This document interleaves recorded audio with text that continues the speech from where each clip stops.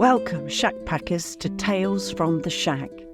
Step inside where the stories are cosy, but the chills run deep. This week we bring you a short tale from the shack to ignite your imagination and possibly send a shiver down your spine. We're thrilled to have you join us, so grab your favourite brew, pull up a seat and swing that light, and let the magic of storytelling whisk you away.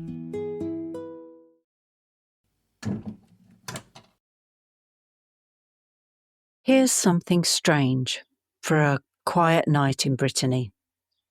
A tale that begins with a telescope and ends with a whisper from the stars.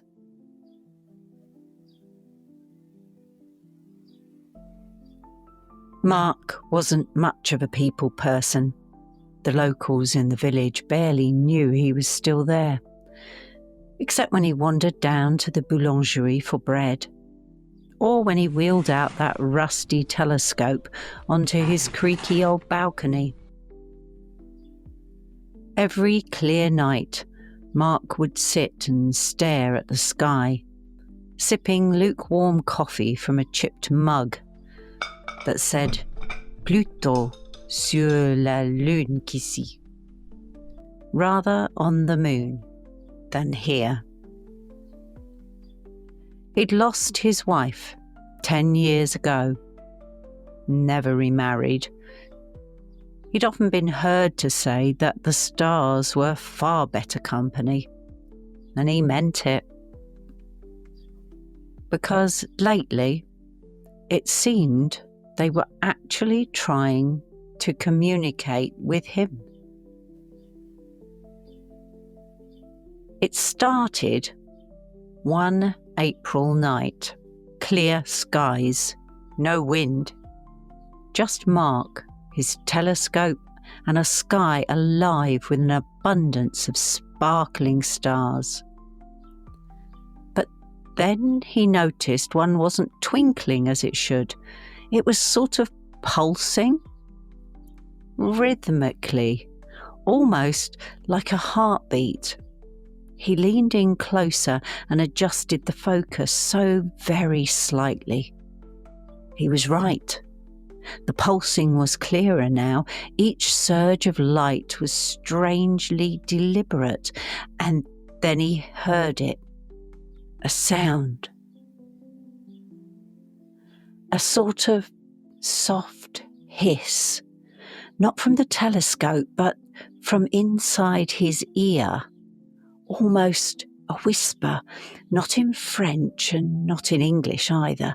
In fact, not quite actual words at all.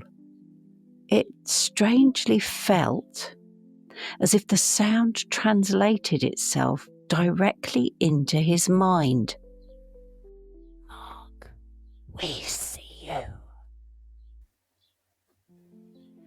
Now, a man in his 70s doesn't usually go around telling people that stars are whispering to him, because that sort of talk gets you a room in the wrong kind of retirement home. So naturally, he kept it to himself. But every night, the same star pulsed. A whisper transmitted, translated, and was heard.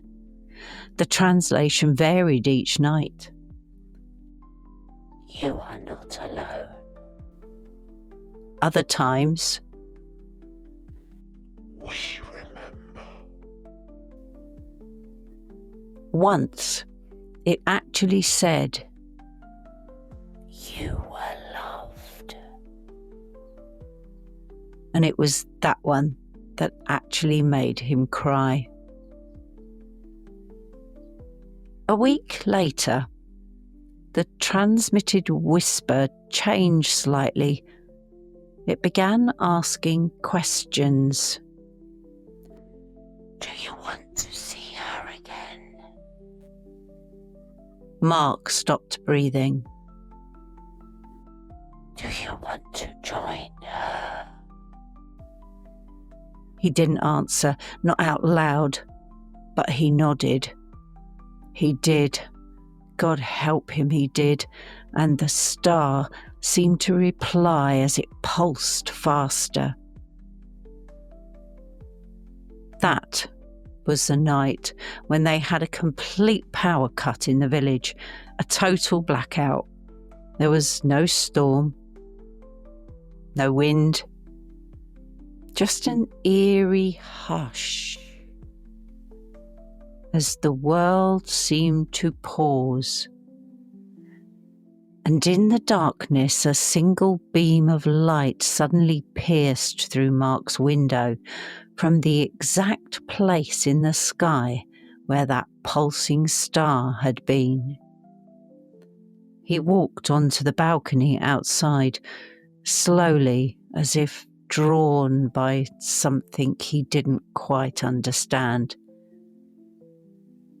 And then he looked up into the beam of light, and he smiled. Mark was never seen again. When the power came back on, the house was empty. The telescope still on the balcony, pointing up to the heavens, and a mug of coffee still warm. His slippers neatly by the door. There were no signs of a struggle, no note, just one strange thing. His radio, a battered old thing that he hardly ever used, was playing static. And over the crackle, just faintly, a voice could be heard. He chose to come. He chooses the stars. We remember.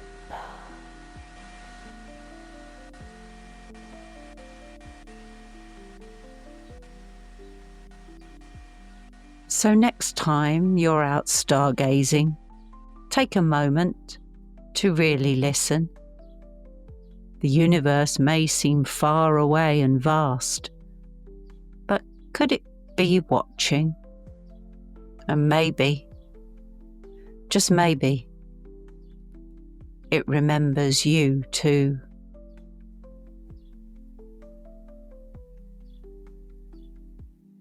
Good night, Shack Packers, and sleep soundly.